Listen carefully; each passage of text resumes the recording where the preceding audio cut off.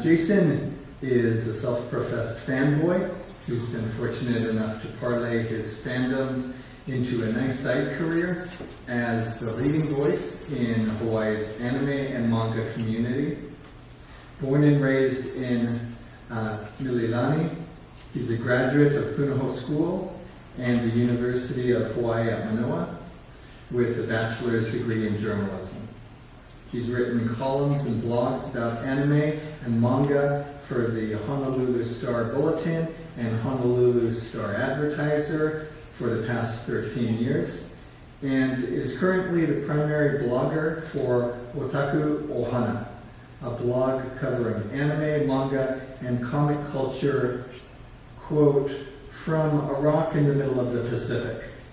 Please welcome Jason Yadao.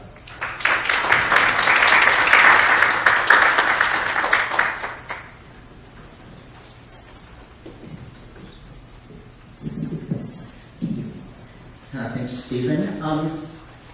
Yes, as he said, my name is Jason Yadao, and I've been asked to talk a little bit about the rise, fall, and renewal of the U.S. manga industry, or as I like to think of it, how did this introverted blogger dork end up with a speaking gig at the Art Museum of all places? So first let me give you a little bit of background about myself. I've been reading manga since 1997, and as Stephen mentioned, I've been writing about anime and manga since 2003, first for the Honolulu Star Bulletin, and then for the Star-Advertiser when the two papers merged in 2010. I'm also the author of the Rough Guide to Manga, a book about manga that was released worldwide in 2009. And, okay, so here's the thing. Let me show you how fast things work sometimes. Last Friday, I submitted my slides for this part of the presentation. On Monday, I got an email from the Star-Advertiser webmaster to all the bloggers that are hosted on Star-Advertiser.com that said, oh hey, say your goodbyes, we're shutting down the blog soon. But the good news is I have had a plan B in place, and I'm going to be taking Otaku Ohana independent. So now you can read it on otakuohana.com. We just opened it up yesterday, and I will be continuing to blog from that platform in the future. So, a lot of my story blends in with the history of manga in the US. So, let's start with the domestic industry, what I'm calling PJ or pre-Jason, before I really got interested in manga between the late 1980s and early 1990s.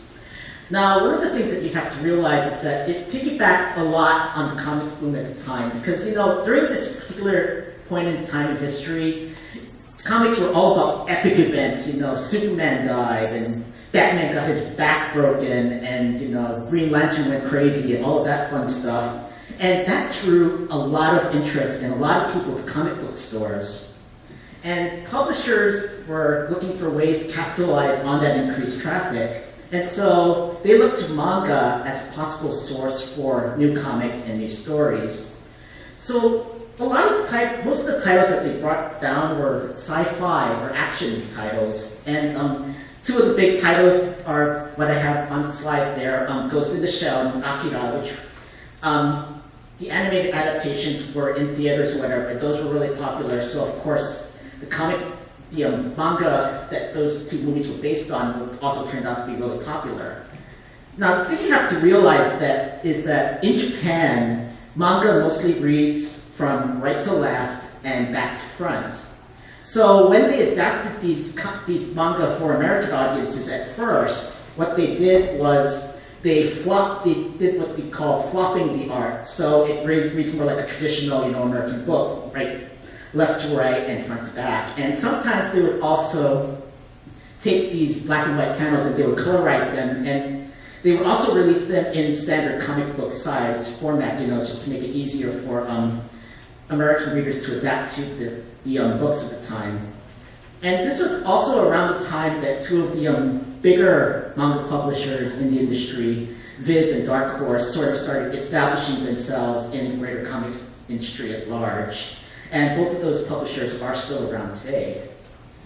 We move along now to mainstream breakthrough, which was around the mid to late 90s. And this was when you saw the debut of 3 really, really huge franchises: Sailor Moon, Dragon Ball Z, and Pokemon. Now, those 3 cartoons, when they got on the air, they were like really popular, big on TV. People wanted to get more stories, and of course, with the manga versions, those totally obliged. I mean, you've already seen earlier in this presentation with Audra and Jamie both mentioning Sailor Moon as a major influence in their comic fandoms and whatnot.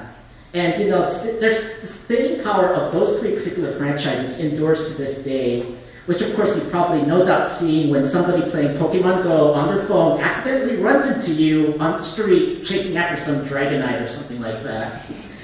And basically, 3 publishers were really benefited from this craze.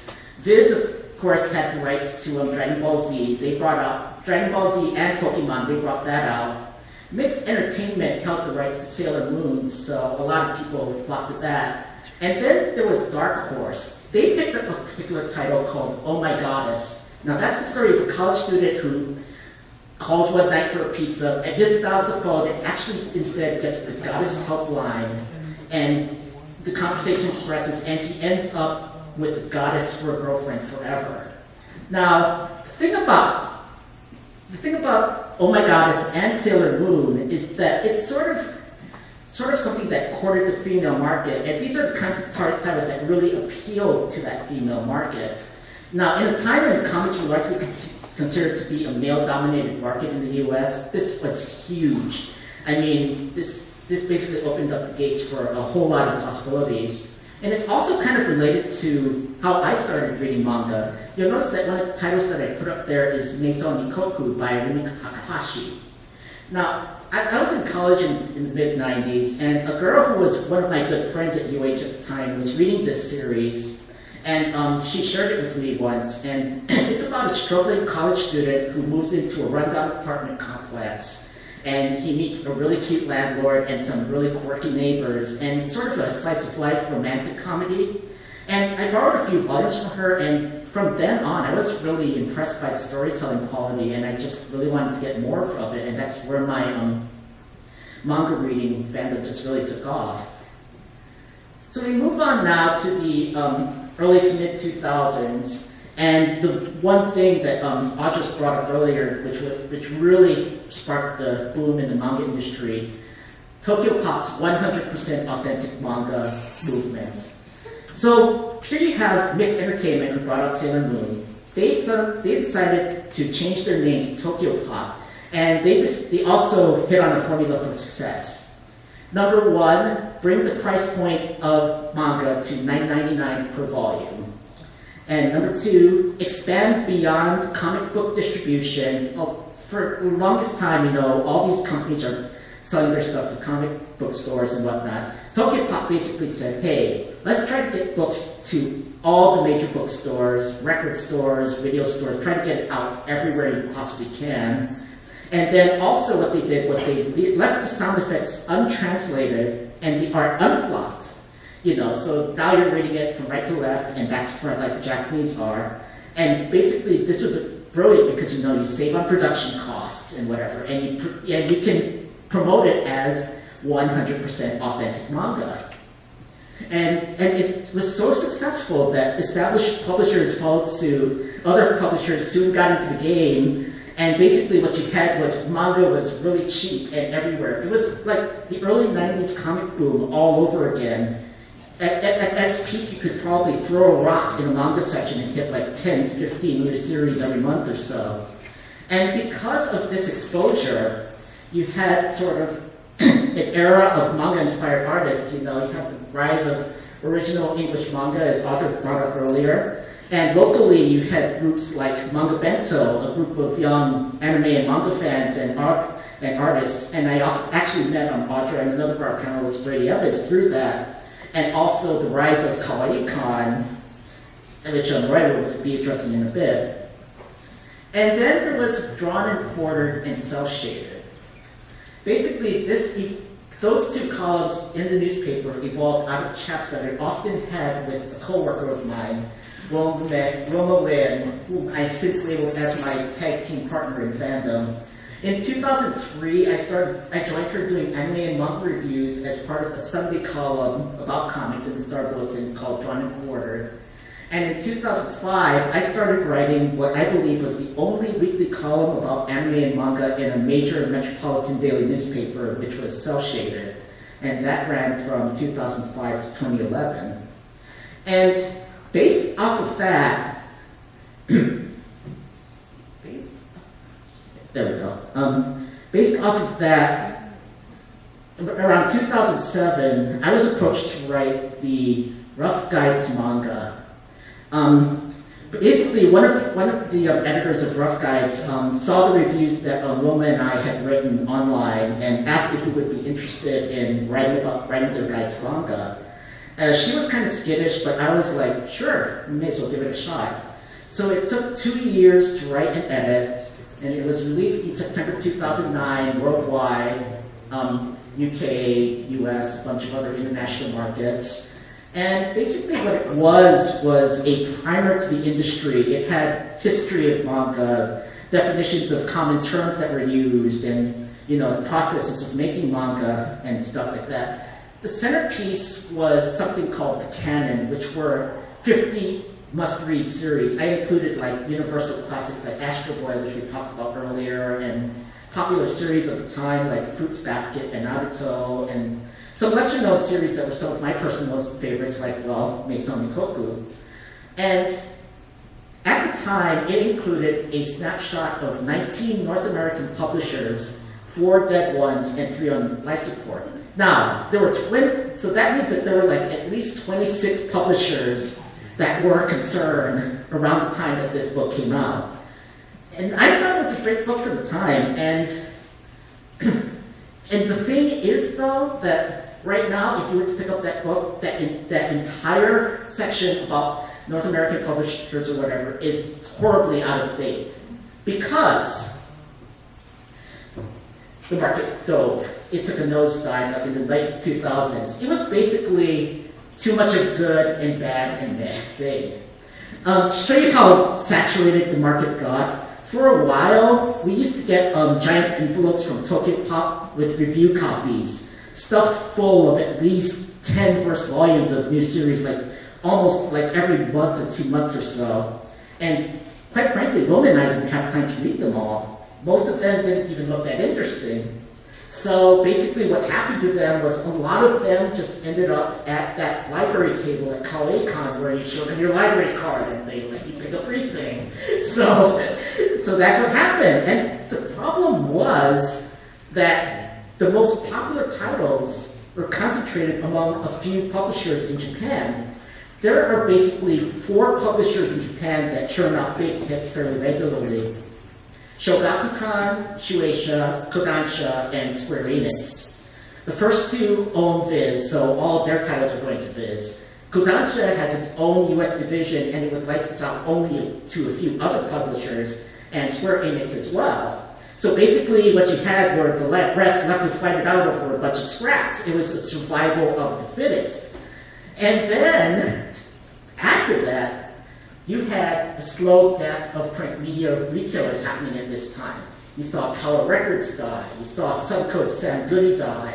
Borders was really the huge one that really took out a whole bunch of manga retailers, publishers, because when they went out of business, there were like so few outlets left. And the remaining booksellers that were still out there, like Barnes & Noble or whatever, they were cutting back on space too. So there was just not enough room to hold all of this stuff.